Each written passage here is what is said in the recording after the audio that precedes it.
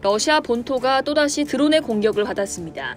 5일 2번의 무인 드론 공격에 이어 이틀 연속으로 6일에도 공격을 받은 건데요.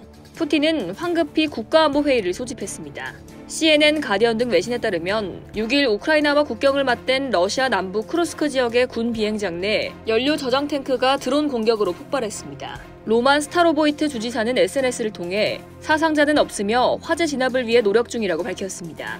이날 폭발은 러시아 서부 라잔 지역의 다길레보 공군기지와 사라토프주 엥겔스 공군기지 등 두 곳의 군사 비행장에 공격용 드론이 날아들어 대규모 폭발이 발생한 지 하루 만에 나온 건데요.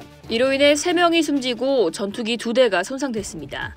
사라토프의 엥겔스 공군기지에는 러시아의 장거리 전략 폭격기 투폴레프 95가 대거 배치된 것으로 추정되는데요. 가디언은 무장 드론이 투폴레프 95와 투폴레프 22M 등을 파괴하기 위해 발사된 것으로 보고 있습니다. 엥겔스2 기지에는 대형 폭격기 20여 대가 집결돼 있는데 이곳은 투폴레프 160과 투폴레프 95 등 장거리 핵폭격기의 주둔 기지이기도 해서 러시아는 물론 서방의 촉각을 곤두세우게 했습니다. 우크라이나는 공식적으로 책임을 인정하지 않고 있지만 러시아를 비롯해 외신은 우크라이나가 관련이 있는 것으로 보고 있습니다.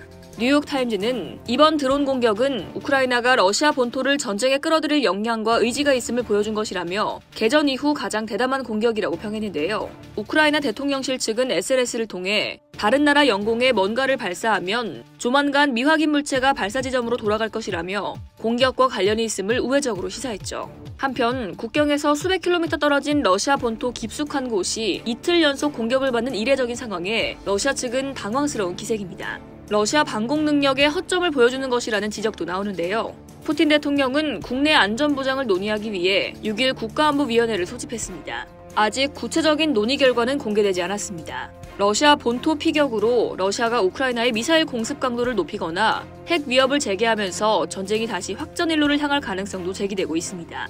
러시아는 5일 비행장 폭발 후 우크라이나 전역에 미사일 약 70발을 쏟아부은 바 있죠. 미국은 확전을 우려하고 있습니다. 미국 측은 우크라이나가 국경을 넘어 공격하는 것을 허용하거나 장려하지 않는다고 밝혔는데요. 앞서 미국은 우크라이나의 러시아 본토 공격 가능성을 차단하기 위해 고속기동 포병 로켓 시스템의 사거리를 줄여 우크라이나에 제공한 것으로 알려졌습니다. 연이어 러시아 본토 내부 깊숙한 곳이 공격을 받으면서 러시아는 심리적으로 상당한 타격을 입었을 것이란 분석이 나옵니다. 이상 월드디펜스였습니다.